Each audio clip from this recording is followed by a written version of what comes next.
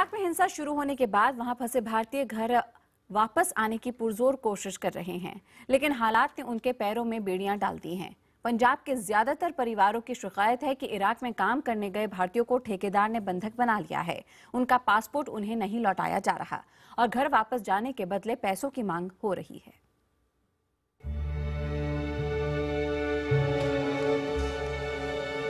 पटियाला के खतौली गांव में कई परिवारों को अपने बेटों का इंतजार है। उनकी सलामती की दुआ हो रही है। कभी कभार इराक में फंसे इनके अपनों से फोन पर बातचीत हो जाती है, लेकिन उनके घर लौटने की कोई सूरत नजर नहीं आती। इस गांव के 10 लोग 4 महीने पहले इराक गए थे। हालात बिगड़ने के बाद जब उन्होंने काम छोड़कर भारत लौटने की बात कही तो ठेकेदार ने इनकार कर दिया। उनका पासपोर्ट उन्हें नहीं दिया जा रहा। सुरजीत सिंह का बेटा मेहताब सिंह भी ऐसी स्थिति से दो चार हो रहा है। मेहताब ने फोन पर बताया कि करीब 300 नौजवानों को एक कमरे में नजरबंद कर दिया गया है। कंपनी वाले उन्होंने पासपोर्ट नहीं दे रहे, ना उन्होंने 5 महीने की तनख्वाह दे रहे हैं, तो उन्होंने लारा लाई जाते हैं भी इतने माहौल ठीक हो जाएगा, माहौल ठीक हो जाएगा। असी सरकार अगे यही रिक्वेस्ट करने भी जे उत्थे भी कब्जा हो गया उन्हों का बागियां का, तो फिर साडे बच्चे उत्थे फस जाएंगे। छेती तो छेती साडे बच्चों को वापस लिया जाए। बलजिंदर कौर का बेटा भी रोजी रोटी कमाने इराक गया था। उससे कभी कभी फोन पर बातचीत हो जाती है, लेकिन हर वक्त मन संशय में रहता है। यही हाल मलकीत सिंह का है। इन्हें अपने भाई के घर लौटने का इंतजार है। फोन आता है? हाँ, फोन आता है। क्या आपकी तसल्ली हो जाती है फोन सुनने से? फोन सुनने से हो तो जाती है, पर डर तो आता है ना, जे चफेरे घेरा पिया है तो उत्ते भी आ सकते हैं। जो सरकार से विनती करते हैं भी जल्दी से जल्दी उनको बाहर निकाला जाए। बेबसी की ऐसी एक तस्वीर पठानकोट में भी दिख रही है। पठानकोट में इस परिवार के 2 सदस्य इराक के करबला में फंसे हुए हैं। संजीव और उसके मामा तरसीम करीब 1 महीने पहले ही करबला पहुंचे थे। संजीव ने फोन पर घर वालों को बताया कि उन्हें 220 भारतीयों के साथ नजरबंद कर लिया गया है। उन्हें छोड़ने के बदले पैसों की मांग की जा रही है। लास्ट टाइम जो भरा का फोन आया तो मैं उन्होंने कहा कि तू घर आ जा, तो कहता कंपनी जी है वो कहती है तुम इत्थे ही काम करो। इन पीड़ित परिवारों की सरकार से बस एक ही गुहार है कि किसी भी तरह उनके अपनों को सुरक्षित घर लाया जाए। Bureau report, IBN 7। और हमारे साथ जुड़ रहे हैं हमारे सहयोगी अमित चौधरी। आपको बता दें कि अमित हरियाणा के करनाल में स्थित रामपुरा गांव में मौजूद हैं। इस गांव से हुकुमचंद, धर्म सिंह, सुरजीत सिंह और सुशील कुमार इराक में अभी भी फंसे हुए हैं। अमित। जी हाँ, वो करबला में ये चारों लोग फंसे हुए हैं। हमारे साथ उनके परिवार वाले हैं। आप बताएंगे कि कौन फंसे हुए हैं आपके और क्या बीत रही है आप लोगों के ऊपर? सुशील कुमार है जी, मेरे हस्बैंड का नेम। 1 महीने हो गए जिन्होंने गए ना, वहाँ के हालात बहुत बुरे बता रहे जी। प्रशासन का अब तो कोई भी पूछने नहीं आया जी यहाँ। और अब तो ये भी कह रहे जी हम खाने तक की नौबत हो रही जी। तो सरकार से हम यही कह रहे जी कम से कम जो पैसा है जी हमारा वो तो जायज जाए, हमारे बंदे सेफ घर आए जी हमारे, और उनको जहाँ तक वहाँ फंस रहे हैं जी कम से कम खाना तो मुहैया कराए जी। और जैसे हम अपने परिवार के लिए दुखी हैं जी, 40 और भारतीय फंसे हैं जी, उनके माँ बाप भाई बहन सब दुखी हैं जी। जैसे हम सोच रहे जी हमारे सेफ आए जी, ऐसे उनके भी सेफ आए। और सरकार से बार बार यही रिक्वेस्ट है कि जैसे आप पहले पूछने आते जी, तो अब सरकार कहाँ सो रही है जी। अब तक तो उन्होंने कोई भी ऐसा वो नहीं है, जबकि 11 तारीख से शुरू हो रहा है जी। जब हमने अखबारों के जरिए से ये पता चल रहा है जी, तो सरकार तक अब तक कोई आवाज नहीं गई है जी। अब तक उन्होंने कोई पूछ नहीं, कोई सुनवाई कुछ नहीं करी है जी। अगर हमने जरूरत पड़ी जी तो हम दिल्ली सुषमा स्वराज से भी मुलाकात करने का प्रयास करेंगे जी। भी हाँ, कम से कम हमारे को कुछ तो आश्वासन मिले जी, जिससे हमें ये हो जाए भी हाँ हमारे बंदों को कोई सेफ रखने वाला है, हमारी कोई सहायता करने वाला है। हमारे छोटे छोटे बच्चे जी हर रोज पूछते हैं हमारे डैडी कब घर आएंगे, क्या जवाब दें जी उनको। ये सरकार कुछ दिलासा दवाए जी। बस हम तो यही कहा जी भी हमारे बंदे सेफ हमारे घर पहुंचने चाहिए, और जब तक वहाँ फंसे हैं जी उनको खाना तक मुहैया करा दे, कम से कम भूखे तो न रखो जी। और हालात को बिगाड़ने वाली तो सरकार ही है जी। जब महंगाई बढ़ा तभी हम आदमी जी विदेशों में जाओ। अपने छोटे छोटे बच्चों को, किसका 3 साल का लड़का है जी मेरा, जो मेरे हस्बैंड छोड़ के जा रहे हैं, हर रोज पूछता है जी, कैसे समझाऊं जी। जब सरकार ये हालात बिगड़ने दे रही है, जो सुधारने की जिम्मेवारी भी सरकार की है। या तो महंगाई को कम करे, और या फिर जो बंदे हमारे हैं जी बस सेफ हमारे घर पहुंचाए। कम से कम अपने बच्चों को कहने वास्ते तो हैं कि कब तक आपके डैडी आएंगे, क्या वो करेंगे। हर रोज कहते हैं बच्चे मम्मी फोन पे बात करा दो जी, वो फोन पे बात तक नहीं कर पा रहे जी, इतने हालात खराब है उनके। तो सरकार कहाँ सो रही है जी। वोट मांगने के लिए तो सरकार क्या रोज मेंबर 8-8, 10-10 इकट्ठे हो जाए जी, अब तक एक भी बंदा पूछने तक नहीं आया जी आपके क्या हालात हैं, क्या आप पे गुजर रही है, क्या आपके बच्चे कर रहे हैं, कहाँ से आप खा रहे हैं? जिस परिवार का अकेला बेटा ही कमाने वाला है जी, और वो अकेला ही बाहर जा रहे, तो वो किसके सहारे वो कर रहे हैं जी? क्या सरकार उन्हें कुछ दे रही है जी? कुछ भी नहीं। वहाँ पे माँ बाप डैडी भूखे हैं जी, यहाँ पे बच्चे और घर वाले भूखे हैं, तो किसके के ऊपर आश्रित करें जी? हम किससे सहायता मांगे? सरकार से ही कह सके जी, और सरकार अब तक कोई भी सुनवाई नहीं कर रही है जी। हमने नवाम ने हुआ जी भी हाँ सरकार हमारा कोई वो कर देगी, जब अब तक 10-11 दिन के अंदर सरकार ने कोई भी ऐसा वो नहीं दिखाया भी इसके उसमें आ जाए और ये वो कर दे भी सुरक्षा है। अब जैसे रात हमारी बात हुई है जी, तो वो कह रहे भी हम खाने से भी 4 दिन हो गए भूखे बैठे हैं, अगर हमारे बंदों को कुछ हो गया जी तो उनका जिम्मेवार कौन है जी? तो कम से कम सरकार उनको खाना तो मुहैया करा दे जी। जो हेल्प है वो तो करनी है सरकार ने, क्या करना क्या नहीं हम क्या जाने जी, वो तो उन्होंने खुद पता होगा। तो बस यही है जी हमारी तो। हुक्मचंद जी से आपकी बात हुई, आपके पति हैं? हाँ जी तसल्ली हो जाती है बात से?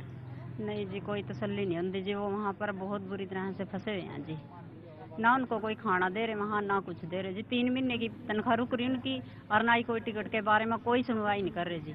यहाँ से सरकार की तरफ से भी कोई सुविधा नहीं मिल रही, ना अब तक कोई यहाँ पूछने आया भाई कैसे हैं वो वहाँ पर, कैसे नहीं है। आपके जो पति हैं वो कब गए थे और आप लोगों की क्या बातचीत हो पा रही है? बस जी मेरे तो कई दिन हो गए जी बात हुई उनके साथ, पर जी बहुत मुश्किल में है जी मैं। बस कल परसों फोन आया था जिनका, तब तो कहाँ थे मैं ठीक हाँ जी, कुछ से कुछ बोल रहा जी, पर बहुत परेशान है जी मैं, बहुत दुखी है जी, पर बात नहीं बता दे जी सही बात भी क्या बात है जी। यहाँ पर बच्चे भूखे रह रहे हैं जी, किस तरह मर्जी उनके बाहर निकालो जी, सरकार कोई मदद नहीं कर रही है जी उनकी। बहुत दुखी है जी मैं, बस बार बार यही बता रहे हैं जी मैं। उनको खाने के लिए राशन भी नहीं है जिनके पास, अभी अभी पता लगा मेरे को भी, बहुत तंगी में है जी, बहुत परेशान है अभी, तंगी है ज़्यादा जी। हाँ जी। जी कौन है ये, आपके क्या लगते हैं? और मैं माँ लगूँ जी उसकी, और मेरा बच्चा मेरे घर आना चाहिए जी, मैंने से न्याणे और उनके फिर जी को हम मिहनत करने के मारे भेजा था और कुछ नहीं जी, महंगाई के हिसाब से, और वो वहाँ जाकर फंस गए जी। वोटा लेने तो दुनिया आ जाए, वही भी कुछ भी नहीं है, कोई भी नहीं पूछता कि अभी कहाँ रहा, कोई क्या आए कोई ना आए। ये तो वोटा लेने गड़ियाँ भी तोड़ कर घेर दें जी, ये भी क्या सुनाई नहीं कर रहे, भी हमारा क्या बना का जी, वोटा लेकर बैठ गए थे हम अपने घरों, ये हम क्या करें? ये किन हालात में आपकी बात हुई इनसे लास्ट टाइम?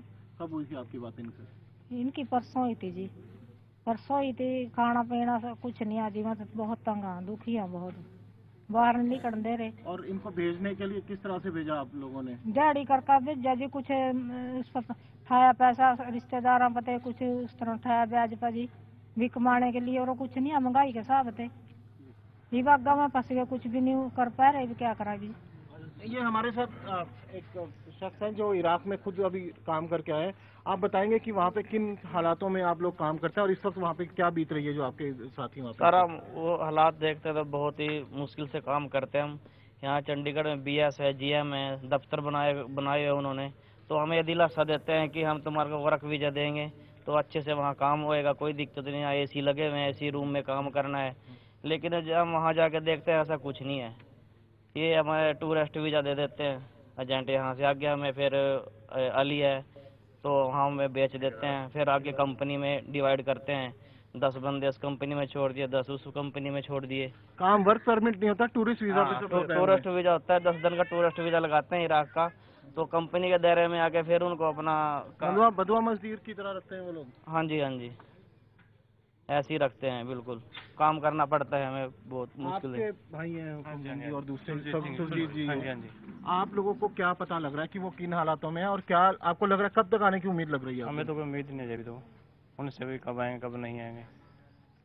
हर हाल तो मारे चले वहाँ के बहुत ज़्यादा, खाना पाना भी नहीं उनके पास, कुछ ही वहाँ से खैर तो पैसे नहीं है, शायद नहीं मिले जिनको, मैं 1 महीना भी हो जिनको गए वो, और कह रहे 231 बंदे उस कंपनी में जो जहाँ पर हैं, वो 2 कट्टे चावल को में कितने दिन चलेगा जी, आगे कोई उम्मीद नहीं, राशन मिलेगा ना मिले ना मिले। वो जिस इलाके में है वहाँ से वो क्यों नहीं आ पा रहे हैं, ऐसा क्या हो क्या रखा है? ऐसा जी जो हमारी सरकार है वो कोई कदम नहीं उठा रही। जैसे हम लोकसभा में माननीय सांसद चुना अश्विनी चोपड़ा जी, इसकी तरफ से हमारे गांव में मतलब इस हालात के अंदर कोई भी उसका नुमाइंदा नहीं आया, ना ही हमारी सुनवाई हुई। अगर हमारी सुनवाई 1-2 दिन हमारे बंदे सही सलामत नहीं हमारे को खबर मिली तो अश्विनी चोपड़ा की कोठी घेराव करेंगे, सुषमा स्वराज से मिलेंगे, जैसा भी होगा हम हर सब कोशिश करेंगे भी हमारे बंदे सब सही हाल से है। इस परिवार मतलब जो परिवार है हमारे परिवार के रिश्तेदार के 18 बंदे वहाँ फंसे हैं इस गाँव के, जो आसपास के रिश्तेदार है। हमारे कोई भी सुनवाई किसी तरह की नहीं हुई, किसी भी तरह की, ना कोई नुमाइंदा ना कोई किसी भी तरह का कोई प्रशासन की तरफ से कोई हमारे को सहायता नहीं मिली। तो ये तस्वीर है इस गांव की, जिस तरह से बता रहे हैं कि इसी गांव के जो आसपास के और गांव हैं 18 लोग फंसे हुए हैं आपस में, रिश्तेदारी में ये लोग हैं। और आप अंदाज़ा लगा सकते हैं कि इस वक्त इन लोगों के मन में क्या गुजर रही होगी, क्योंकि यहाँ से हज़ारों किलोमीटर दूर वो लोग ऐसी जगह पर फंसे हुए हैं जहाँ पर ये पता नहीं है कि कौन आदमी जिंदा बचेगा, कौन वापस आएगा, कौन नहीं। बिल्कुल अमित, हम समझ सकते हैं यहाँ पे इन परिवारों का दर्द। आप बने रहिए हमारे साथ और आपको बताते कि इस मुद्दे पर बातचीत के लिए हमारे साथ जुड़ रही हैं संवाददाता स्मिता शर्मा। स्मिता, जो 39 भारतीय अभी भी अगवा हैं उनके बारे में सरकार को क्या जानकारी हासिल हुई है, और जो दूसरे भारतीय इराक से वापस लौटना चाहते हैं उनको लेकर क्या रणनीति अपनाई जा रही है? भारत के लिए इराक संकट अब तक जारी है। हालांकि एक राहत की बात है कि कम से कम शनिवार तक, जैसे विदेश मंत्रालय के प्रवक्ता सैयद अकबरुद्दीन ने जानकारी दी है कि जो 39 भारतीयों को अगवा किया गया था मोसल में, वो अब तक जीवित ही माने जा रहे हैं। उन्हें किसी तरह से कोई हार्म नहीं पहुंचाया गया है। वहीं जो आधिकारिक सूत्र हैं वो ये भी बता रहे हैं कि अब नई दिल्ली को जानकारी है कि कौन से वो ग्रुप्स हैं जिन्होंने भारतीयों को और कुछ दूसरे विदेशी मुल्कों के नागरिकों को जिनका अपहरण कर जो है उन्हें बंधक बना रखा है। यादों हम आईसिस जैसे संगठन की बात कर रहे हैं जिसमें कम से कम 40 अलग अलग जो हैं संगठन इसमें शामिल हैं और उसमें कुछ ट्राइबल ग्रुप्स वगैरह भी मौजूद हैं। वहीं सूत्रों का यह भी कहना है कि इराक के जो बड़े हिस्सों की अगर हम बात करें, खास करके बगदाद के दक्षिणी इलाकों की, जिसमें आप करबला की बात करते हैं या फिर बसरा जो पोर्ट टाउन है, नजफ, नसीरिया, इन इलाकों की बात करते हैं, यहाँ पर लड़ाई नहीं हो रही है। उत्तरी अगर कर्दिश इलाकों की भी हम बात करें, इरबिल की या फिर सुलेमानिया की, यहाँ पर भी लड़ाई नहीं हो रही है। लेकिन इन इलाकों से जो भारतीय बाहर आना चाह रहे हैं वो ज़्यादातर अपने वेजेस की वजह से या फिर अपने कर्मचारियों के साथ किए गए कॉन्ट्रैक्ट्स की वजह से फंसे हुए हैं। ये एक बड़ा मुद्दा है तमाम खाड़ी मुल्कों में ही और मध्य पूर्वी देशों में भी। और इन लोगों को सरकार का कहना है, दावा है कि अगर वो सरकार से संपर्क साध रहे हैं तो इनको वापस लाने के लिए सरकार इन्हें बाकायदा जो है एयर टिकट्स देने की कोशिश कर रही है और सहूलियतें देने की कोशिश कर रही हैं। कुछ एक कंपनी है, पावर सेक्टर कंपनी, जो कि कर्दिश इलाके में है, जहाँ 1350 भारतीय हैं, लेकिन उनमें से अब तक जो है सिर्फ 49 लोगों ने इच्छा जाहिर की है वापस लौटने की। उम्मीद कर रहे हैं कि सोमवार तक वो वापस आ जाएंगे।